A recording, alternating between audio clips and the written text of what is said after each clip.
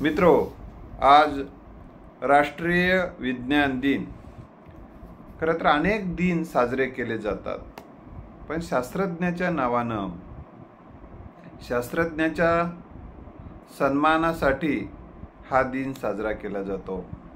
भारताचे सुपुत्र आपल्याला CV रामन यांनी जे काही संशोधन केलं, शोध लावला, आणि ते रामन इफेक्ट म्हणून जगप्रसिद्ध आहे. आणि त्यांच्या सन्मानार्थ हा दिवस साजरा केला जातो. आता हे सर्वसाधारणपणे ते समुद्र मार्गाने येत होते समुद्रातून, तेव्हा ते पाणी निळं का, हा प्रश्न त्यांच्या मनामध्ये निर्माण झाला आणि त्याचा त्यांनी शोध लावला. याच्यातून तो रामन इफेक्ट आपल्या जगासमोर आलेला आहे. आता थोडक्यात आपल्याला सांगायचं आहे की आपल्याच्या सर्वसाधारणपणे वैज्ञानिक दृष्टिकोन असला की माणूस अशी वैज्ञानिक दृष्टिकोन ज्याच्याकडे आहे तो व्हाय हा प्रश्न विचारतो. व्हाय, की असं का वैज्ञानिक दृष्टिकोन असला की म्हणून असं का, असा प्रश्न स्वतः विचारतो. प्रत्येक घटनेकडे या दृष्टिकोनातून पाहतो, प्रत्येक कृतीकडे या दृष्टिकोनातून पाहतो आणि त्याच्यातून मग वेगवेगळे शोध लागतात. आता अंधश्रद्धा दृष्टी कशी असते, असं का जर त्याला प्रश्न विचारलं की हे असंच असते, हे असंच चालते, असंच चालत आलेलं आहे का, याचं काही उत्तर नाही. नारळात पाणी देवाची करणी, नारळात पाणीने देवाची करणी, म्हणजे याचं काही उत्तर नाही. हे देवाजीच्या मनातलं आहे, त्यामुळे असं आहे. म्हणजे ही जी गोष्ट आहे, अशा पद्धतीचा विचार हे या देशातलं विज्ञान विकसित होऊ देत नाही. कारण वैज्ञानिक दृष्टिकोन विकसित झाल्याशिवाय विज्ञान विकसित होणार नाही. आणि वैज्ञानिक दृष्टिकोनाचा गाभा असतो कार्यकारण भाव. कोणतंही कार्यामाग एक कारण असते, कोणत्याही कृतीमाग एक कारण असते. कारणाशिवाय ती गोष्ट घडत नाही. आणि मग ते कारण शोधणं, त्यासाठी निरीक्षण करणं म्हणजे पहिल्यांदा ती समस्या त्यांच्या डोळ्यासमोर येते शास्त्रज्ञाच्या किंवा कोणत्याही व्यक्तीच्या. जेव्हा ती जर समस्येचं निरीक्षण करणं, त्याच्या मागे काय कारण आहे हे वस्तुनिष्ठ पद्धतीने विचार करणं, त्याचा प्रयोग करणं, मग त्याचा परिणाम काय ते पाहणं, त्या परिणामाची पडताळणी करून पाहणं आणि मग सिद्धांत मांडणं, हे अशा पद्धतीनं विज्ञान विकसित व्हायला लागतं. एखादा शोध अशा पद्धतीनं पुढे यायला लागतो. तर आपल्या इथं का प्रश्न विचारू दिला जात नाही आणि प्रतिगामी व्यवस्थेला, अंधश्रद्धा व्यवस्थेला, देवभोळ्या व्यवस्थेला का हा प्रश्न विचारायचा नसतो. आणि का हा प्रश्न विचारणारी माणसं या अंधश्रद्धा व्यवस्थेला शत्रू वाटतात.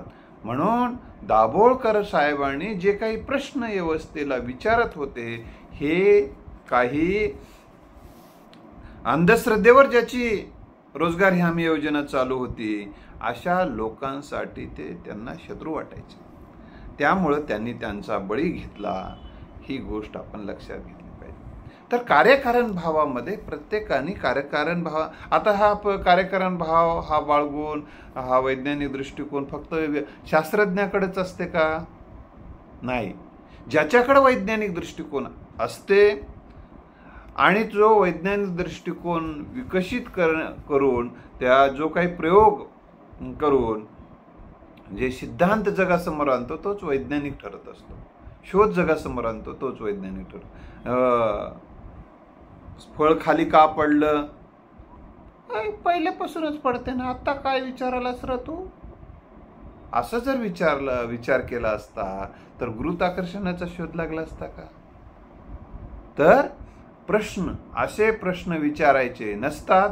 प्रश्न विचारू नको, मी म्हणल तेच खरं, मी म्हणल तेच ऐक, आमचा हा एक संत सांगितला, हा महापुरुष सांगितला म्हणून तेच खरं मान, या महान व्यक्तीनं सांगितलं म्हणून तेच तसंच मानलं पाहिजे. ते त्याला प्रश्न विचारायचं नाही, ते तपासून पाहायचं नाही, त्याचं निरीक्षण करायचं नाही, त्याची पडताळणी करायचं नाही. हा जो अंधश्रद्धा, हे भक्तांचं काम आहे, ते अंधभक्तांचं काम आहे. आणि अंधभक्तांची संख्या दिवसेंदिवस वाढते आहे. हे विज्ञान दिनाच्या दिवशी तरी आपण विचार करण्याची गरज आहे. तर विज्ञान दिनाच्या निमित्ताने केवळ कार्यक्रम, इव्हेंट न होता वैज्ञानिक दृष्टिकोन रुजवण्याची मोमेंट झाली पाहिजे. एक चळवळ निर्माण होणं अतिशय गरजेचं आहे. जोपर्यंत आपल्या देशामध्ये वैज्ञानिक दृष्टिकोन विकसित करण्यासाठी आपण प्रयत्न करणार नाही, कोणत्याही गोष्टीच्या मागे कार्यकारण भाव असतो, तो कार्यकारण भाव शोधला पाहिजे. कोणीतरी काही म्हणते म्हणून ते स्वीकारायचं नाही, कोणता तरी ग्रंथ म्हणते म्हणून स्वीकारायचं नाही, तर ते तपासून पाहायचं, त्याचा प्रयोग करून पाहायचा, ते वस्तुनिष्ठ आहे का हे विचार करायचं. हा वैज्ञानिक दृष्टिकोनासाठी पूरक भाग आहे. तर कोणत्याही मागं कारण असते, विनाकारण काही नाही. आपोआप सगळं काही आपोआप घडते. देवाच्या मनात असेल तर घडते. काही जण म्हणला की लेकरू का होते, तर नवसानं होते. म्हणलं लेकरू कशामुळे होते, नवस केले की लेकरू होते. मग मी म्हणलं त्याला तुझी बायको तू जवळच येऊ नका म्हणलं, होते का बघूत म्हणलं. नाही नाही नाही नाही, नवस करावं लागते, ते पण करावं लागते म्हणलं. अच्छा अच्छा. तर याचं उत्तर संत तुकोबारायाने करून दिलेलं आहे. नवसे सायासे कन्यापुत्र होती, तर का करणे लागे पती. मी म्हणत नाही, तुकोबाराय म्हणतात, जगद्गुरु तुकोबाराय म्हणतात, नवसा सयासानं पुत्र होत असतील, लेकरं होत असतील, तर नवरा कशाला करता, असा वैज्ञानिक दृष्टिकोन संत तुकोबारायाने आपल्या समोर ठेवलेला आहे. निश्चयाचे बळ तुका म्हणे त्याची फळ. हे सगळे वैज्ञानिक दृष्टिकोनाला जवळ जाणारे सगळे सिद्धांत आहेत. त्यांचे विचार हा एक जो विज्ञानाच्या कसोटीवर जो विचार टिकतो तो सिद्धांत होत असतो. ही गोष्ट आपण लक्षात ठेवली पाहिजे. ओले मूळ भेदी खडकाचे अंग, अभ्यासाशी सांग कार्य सिद्धी. म्हणजे या ओलीमूळ कशामुळं ओलीमूळ जशी खडक भेदून जाते प्रयत्नाच्या बळावर, तसं अभ्यासाच्या बळावर असाध्य वाटणाऱ्या गोष्टी साध्य होतात. मंत्र म्हणत बस जाऊन सत्य गणपतीच्या मंदिरामध्ये, तू पास होतोस काय, मेरिटमध्ये येतोस? नाही, सगळं त्यांच्या मनात असलं तर होते. तुला त्याच्या मनात असलं तर काय तुझ्या पुस्तकातलं येईल कर तुला?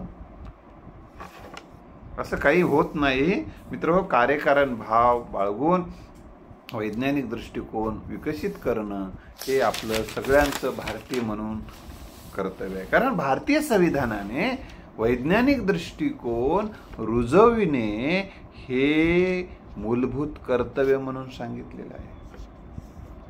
मूलभूत कर्तव्य म्हणून सांगितलेलं आहे. पण लोक अंधश्रद्धा रुजवत आहेत. आता अंधश्रद्धा रुजवत आहेत आणि यांना काहीच म्हणत नाही शासन. यांच्यावर कोणत्याही तपासण्या लावल्या जात नाहीत. ईडी तर जात नाही. ईडी काडी बिडी हे जे आहे चालू आहे ना काहीतरी, असल्या काहीतरी तपासण्या यायला लावा नाही. अंधश्रद्धेमुळे तुमच्या बापू देशाचं फार नुकसान व्हायलंय, या संदर्भात काही तपासण्या लावा. मनोज जरांगे साहेबांच्या विरोधात तपासण्या लावतात, तसे ह्या अंधश्रद्धा बुवा भावाच्या संदर्भामध्ये जे नवसानं लेकरं होतात म्हणून आजही सांगत फिरतात, त्याच्या संदर्भात काहीतरी लावा तपासण्या. अंधश्रद्धा माणसाच्या विरोधात कोणत्याही तपासण्या लावू शकत नसतात. हे आपण लक्षात घेतलं पाहिजे. तर वैज्ञानिक दृष्टिकोन काय आहे, तर आजूबाजूला घडणाऱ्या प्रत्येक गोष्टीचा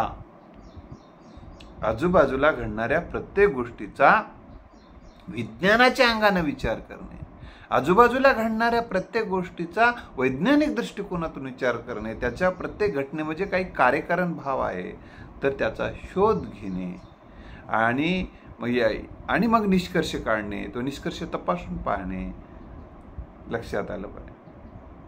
तर ह्यातून वैज्ञानिक प्रक्रिया विकसित होते, वैज्ञानिक दृष्टिकोन विकसित होते आणि या प्रत्येक गोष्टीकडे विज्ञानाच्या अंगानं पाहू लागलो, कार्यकारण भावाच्या अंगानं पाहू लागलो की आपली वैज्ञानिक दृष्टी विकसित होते. त्याच्याकडे वैज्ञानिक दृष्टी आहे असं म्हणतात. वैज्ञानिक दृष्टी आहे. एकानं म्हटलं पाणी जमिनीमध्ये आपल्याला विहीर खंदायची म्हटलं. मग विहीर खंदायचे तर काय करावं?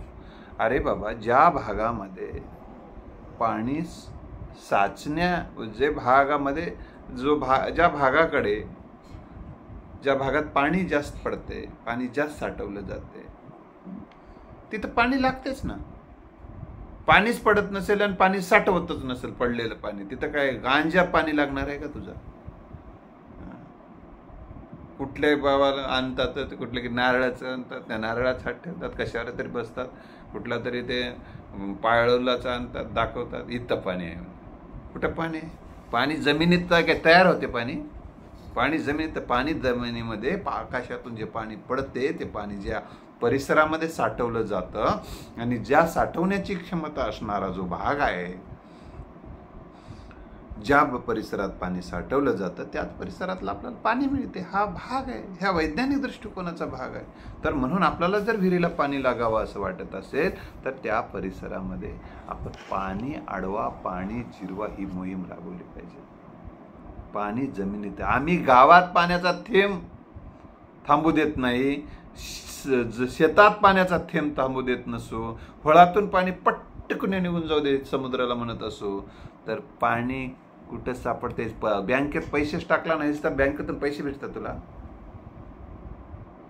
बापू? हे असं होत नसतं.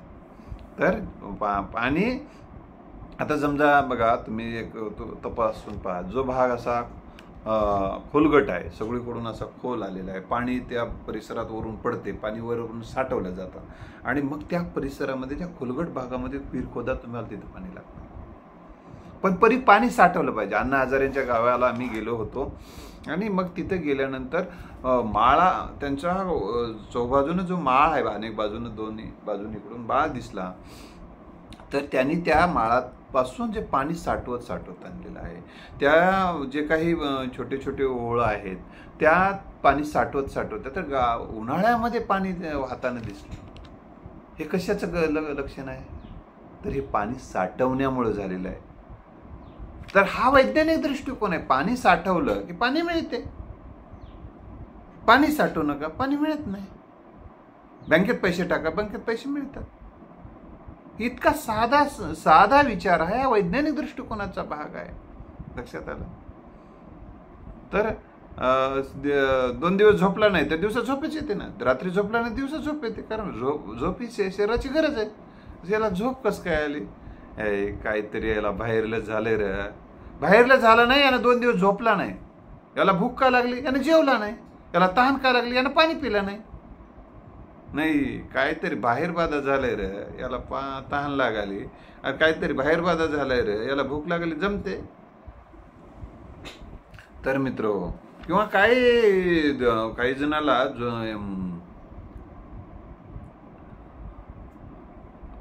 असं एक भ्रम असतो की एखादा माणूस कोणत्या तरी कारणानं एक बिमार असतो आणि बिमार असल्यानं ते काही दिवस जेवत नाही थोडं, आणि तो मग बरा झाला की मग काही दिवसांनी तो जास्त जेवायला सुरू, काय याला भूत लागले, काय किती खायला, मग 2-3 कालच अर्धेच खात होता, आज 2 खाल्ले, भूत पादा होईल की काय, बघ मग याची नजर कसं चेहरा काहीतरी पडले, मग लावा, मग त्याच्यावर हे उतरून टाक, ते उतरून टाक, कोंबडं उतरून टाक, बकरं उतरून टाक, नारळ उतरून टाक, असले प्रकारे हे अंधश्रद्धेचे भाग असतात. या जगात भूत नाही हे सिद्ध झालेलं आहे.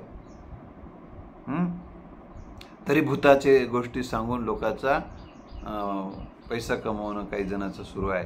तर मित्र, हे सगळं भारतीय राज्यघटनेच्या विरोधी आहे. अंधश्रद्धा पसरवणं, वैज्ञानिक दृष्टिकोन पसरवणं, हे सगळं दूर करण्यासाठी आपण प्रयत्न राहणं आणि अशा पद्धतीचे विद्यार्थ्यांच्यामध्ये सुद्धा कार्यकारण भाव विकसित करणे ही अतिशय गरजेची गोष्ट आहे.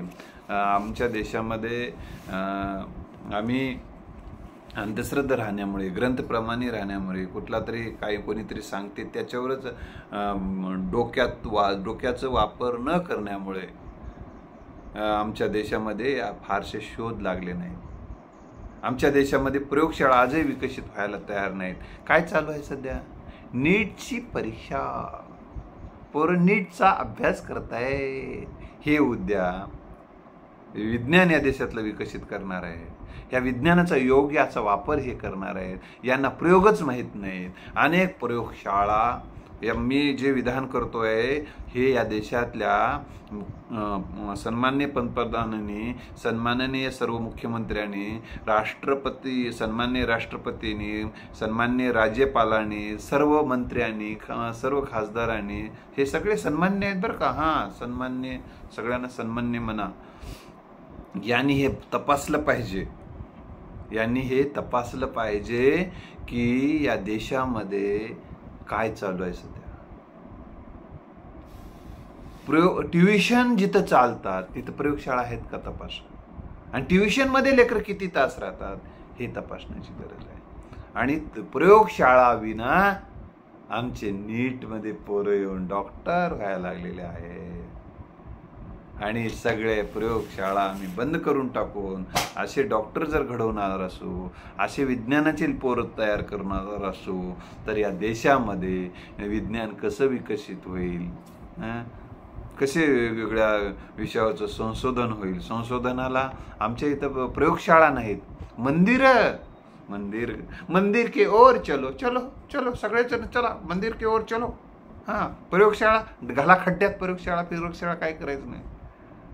आपल्याला भक्त तयार करायचे आहेत, वैज्ञानिक दृष्टिकोनाची माणसं तयार करायची नाहीत, असंच काही जणांनी ठरवलेलं आपल्याला दिसते. हां, तर आता याचा अर्थ असा आहे का मग केवळ प्रयोग शाळेमध्येच विज्ञान आहे का? नाही, संतांच्या विचारात विज्ञान आहे. मी सांगितलं योग साधनेत विज्ञान आहे.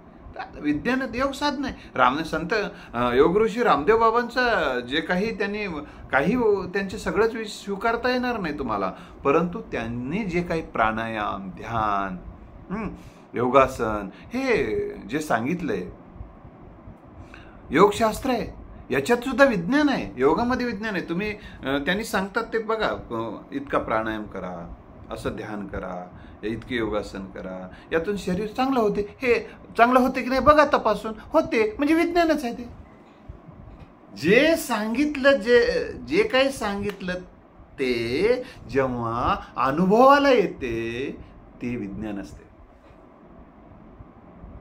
अनुभवाला येते ते विज्ञान असते. बर्फ थंड असतो असं सांगून ठेवले, असतो की नाही बघा, आहे, झालं. मग तेच विज्ञान आहे. बर्फ गरम असतो असं लिहून टाकलं असेल, हां, मग बर्फ गरमच असतो असं तुम्ही मानणं, याला अंधश्रद्धा म्हणतात. असतो की नाही तपासणे आणि आहे हा अनुभवाला घेणे, मग याच्यातून सांगणे होय हे विज्ञान आहे. इतकं सोपं आहे. याच्यात काही दुसरं काही रॉकेट सायन्स नाही फारसं. आपण हे लक्षात ठेवलं पाहिजे की अशा प्रत्येक गोष्टीकडे आपण ज्या दिवशी श्रम जास्त करू, शरीर थकते, झोप येते. शरीर थकल्यामुळे झोप येते. भूतबाधा झाल्याने झोप कायला येईल त्याला? काय माय दिवसभर कुठं काय भूतबाधा झालं की आलं की गाढ झोपी गेले. गाढ झोपी जात नाही, त्याला श्रम झाले त्यामुळे झोपले. म्हणजे अशा दृष्टिकोनातून बघणे प्रत्येक गोष्टीमागे एक कारण आहे. त्याने जास्त थकला म्हणून त्याला झोप आली. शरीर थकले, त्या थकल्यामुळे त्याच्या शरीराला विश्रांती होते. त्याने सकाळपासून पाणीच पिलं नव्हतं, आता गटगट एक तांब्याभर पिलाय, कारण दिवसभरातून त्यानं पाणी पिलं नव्हतं. पाण्याची त्याची गरज जास्त होती म्हणून त्याने त्या जास्त पाणी पिलंय. हे साधे विज्ञान, हे सगळं विज्ञान आहे. विज्ञान म्हणजे काही जणांचा एक गैरसमज आहे की प्रयोगशाळेत जावं लागते, ते अशा दुर्बीण लावून बघावं लागतात तरच विज्ञान. असं नाही, असं काही गरज नाही.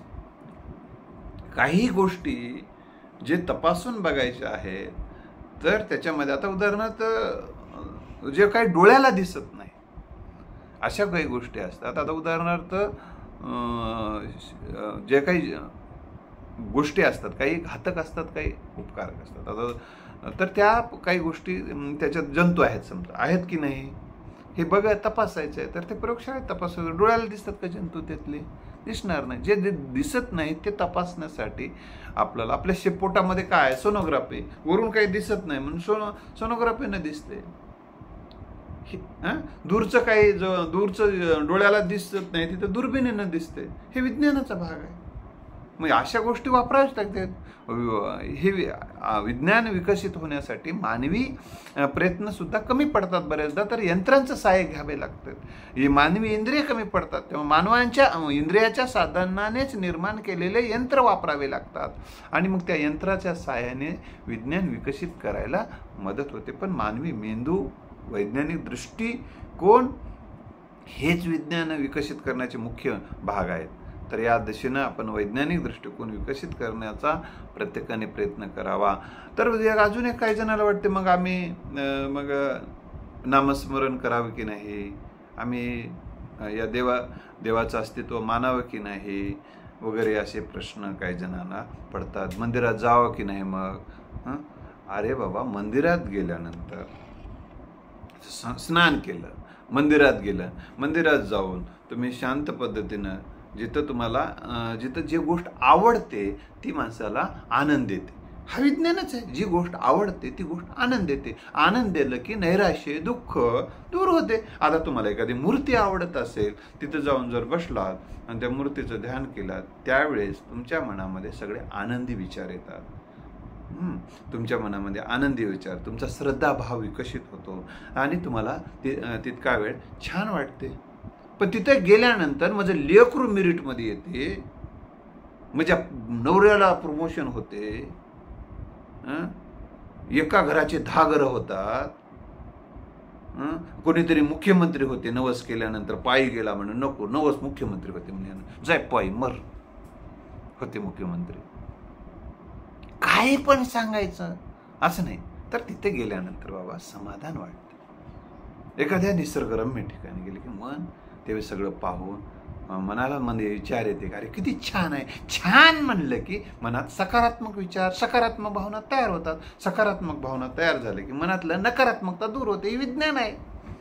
देवाकडे मंदिरात जाणे म्हणजे अंधश्रद्धा असेलच असं काही नाही. मंदिरात जाण्यामुळे तुम्ही मंदिरामध्ये गेल्यानंतर माझा सर्वांगीण विकास होणार आहे असं वाटणं ही अंधश्रद्धा आहे. एक उदाहरण सांगून थांबणार आहे. एक महाराज एक मठ होता आणि त्या ठिकाणी ज्याचे ते हे बघा, आध्यात्मिक साधना हा एक वेगळा भाग आहे. अध्यात्म सुद्धा विज्ञानाच्या कसोटीवर बऱ्याच प्रमाणात टिकू शकते. ते एक वेगळा विषय, कधीतरी मी त्या विषयावर बोलेन. मग आता बघा, कीर्तन आहे. कीर्तनामध्ये वेगवेगळे संगीत आहे. माणूस जेव्हा त्या कीर्तनामध्ये नाचतो, गाणं म्हणतो, तेव्हा ते मग्न होतो ना. शरीराची चांगली हालचाल होते, यातून शरीराचं ब्लड सर्क्युलेशन चांगलं होते नाचण्यामुळे आणि ते चांगले ध्वनी कानावर पडतात. सकारात्मकता, सामूहिक प्रयत्न, सगळेजण तिकडे जे एकमेकाचे चेहरे आनंदित प्रफुल्लित, एकमेकाचा आनंद पाहून एकमेकाला आनंद होतो आणि माणूस खुश होतो. जेव्हा खुश होतो तेव्हा नाराजी दूर होते आणि मग प्रसन्न वाटायला लागतं. आणि असंच नेहमी राहू लागलं की माणसाचं आरोग्य पण चांगलं राहते. हे विज्ञान आहे. पण ती कीर्तन केलं की माझे सगळे प्रश्न मिटतात, ही अंधश्रद्धा आहे. हे आपण एकदा समजून घेतलं पाहिजे. त्यामुळे काय झाले माहिती आहे का, आमच्या देशातलं हे गोष्टी बदनाम का झाल्यात की वैभवलक्ष्मी व्रत केलं की माझ्या नवऱ्याला नोकरी लागते, इथं नोकरी लागली, प्रमोशन झालं, इतके पैसे आले, लॅटरी लागले, असलं वांजाट घराने सांगून ठेवलेलं आहे. असं काही होत नाही. तर मित्र, मेरिट येण्यासाठी काय करावं लागेल? अभ्यास करावा लागेल. त्यासाठी कुठे जावं लागेल? ट्युशनला, शाळेमध्ये जावं लागेल. अभ्यासाच्या रूममध्ये अभ्यास करत बसावं लागेल. समजून घ्यावं लागेल तो विषय. समजून घेऊन लक्षात ठेवावं लागेल. लक्षात ठेवण्यासाठी प्रॅक्टिस करावं लागते. प्रॅक्टिस केल्यानंतर ते पुस्तक ह्याच्यात लिहावं लागेल. आपोआप घडतं का ते? हे सगळं विज्ञान आहे. तर मी एक गोष्ट सांगत होतो ते की त्या मठामध्ये एक बाई गेली की कर्ज झाले म्हणून गेली. कर्ज झाले. कोणीतरी तिला सांगितलं की तिथे गेले की सगळंच, आता या मठात गेले की सगळे प्रश्न मिटून चाललेत म्हणले ते. बरोबर. तिने गेली, बसली. देवदत्त दत्त देवदत्त दत्त दत्त दत्त दत्त देवदत्त दत्त देवदत्ता दत्ता देवदत्ता दत्ता. तिला थोडं बरं वाटलं लागलं. हे नाद लय, इथलं प्रसन्न वातावरणानं माणसाला थोडं बरं वाटायला. हे सत्य आहे, हे विज्ञानच आहे, याच्यात काही अंधश्रद्धा नाही. अंधश्रद्धा आता कुठून सुरू होते ते सांगतो. मग आता हे दत्त चाललंय, थोडं बरे वाटलं, आयतं खायलाही भेटू लागलं. मग आता कर्जही कमी होत असेल वाटू लागलं. इकडे जसं बरं वाटायला मनाला चिंता होते ते, तिकडे कर्जही वाटत. अजून आली नोटीस, कर्ज त्या महिन्यात इतकं होतं, आता या महिन्यात वाढलंय म्हणून फेडबाई म्हणून आली बँकेची. आणि मग ती महाराजाकडे गेली, म्हणाले महाराज इथं आल्यानं म्हणजे काही कर्ज कमी होईल म्हणून आले होते, कर्ज मिटल म्हणून आलं होतं. एक 5-6 महिने राहिलं तर सगळं रोज थोडे थोडे थोडे मिटून सगळं मिटल वाटलं होतं. म्हणून बाई म्हणलं हे काही कर्जमुक्तीचं केंद्र नाही म्हणले, काही मी काही गव्हर्नमेंट नाही तुमचं कर्ज माफ करायला म्हणले. या ठिकाणी बघ एक मनशांती मिळते. नामस्मरण केलं तर तुमच्या सांसारिक जीवनाचा तितका वेळ विसर पडतो, तुमच्या वैयक्तिक समस्याचा तितका वेळ विसर पडतो. तितका वेळ विसर पडला तितका वेळ बरं वाटते तुम्हाला. ते मग थोडा वेळ का बरं वाटण्यासाठी हे आमचं सगळं आहे बाई म्हटलं ते. आणि मग तुम्ही आता असं करा, हे नामस्मरणाने आर्थिक प्रश्न मिटले असले तर हे देश कधीच कर्जबाजारी झाला नसता. हा देश कधीच कर्ज झाला नसता आणि कोणावरच कर्ज राहिलं नसतं. नामस्मरण घेतलं झालं, नामस्मरण गेला 5 मिनिटं घेतलं झालं, 25,000 एका दिवशी कर्ज मिटलं, असं झालं असतं ना. मग जाय बाई, काम कर, कष्ट कर, पैसे कमव आणि पैसे कमवल्यानंतर तुझे प्रश्न मिटते, तुझा जो कर्जाचा प्रश्न मिटतो. म्हणजे आर्थिक प्रश्न आर्थिक प्रयत्नाने मिटवायचे असतात, पैशाचे प्रश्न पैशाने मिटतात, आरोग्याचे प्रश्न आरोग्याच्या बाबी वापरले की मिटू शकतात. एखादं पोटामध्ये सुई गेल्यानंतर ना देवदत्त दत्त किंवा जय राम श्रीराम जय राम श्रीराम जय जय राम जय राम श्रीराम जय जय राम. सुई गेलेली आतून बाहेरून निघते का? फसर कुणी निघणार ना.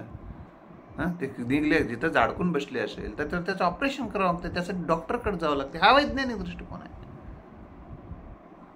त्यामुळं तुम्ही कोणत्याही गोष्टीकडे कॉलरा झाला, त्या मंकाळी पचेमाय काय की माय गावातल्या जे दगडाला सेंदूर लावून बसलेले त्या सगळे तिथे गेल्यानं कॉलरा दूर होते. कॉलरा झाल्यानं तर बाई दवाखान्यात नाही पटकून मारून टाकशील लेकरं नाही तर अशा अंधश्रद्धा बाबीपासून समाजाची मुक्ती करणं हा वैज्ञानिक दृष्टिकोन आणि विज्ञानाचा उद्देश आहे. आणि देश जर वैभवशाली व्हायचे असेल, देश महासत्ता बनवायचा असेल तर आहे असे वैज्ञानिक विचार समाजात रुजवण्यासाठी प्रयत्न करा. वैज्ञानिक दृष्टिकोन रुजवणे हे भारतीय नागरिकाचं कर्तव्य आहे. आणि वैज्ञानिक दृष्टिकोनाचा प्रसार आणि प्रचार करणे हा सुद्धा भारतीय नागरिकाचं कर्तव्य आहे. म्हणून आपण या कर्तव्यासाठी आपण सहकार्य करूया एकमेकाला. आणि हा विचार जर आवडले असते तर इतरांना पाठवून सहकार्य करा. पुन्हा एकदा तुम्हाला राष्ट्रीय विज्ञान दिनाच्या निमित्तानं शुभेच्छा देतो. रामन साहेबांना अभिवादन करतो, त्यांना त्यांच्या कार्यकर्तृत्वाला सलाम करतो आणि या ठिकाणी मी थांबतो. जय हिंद.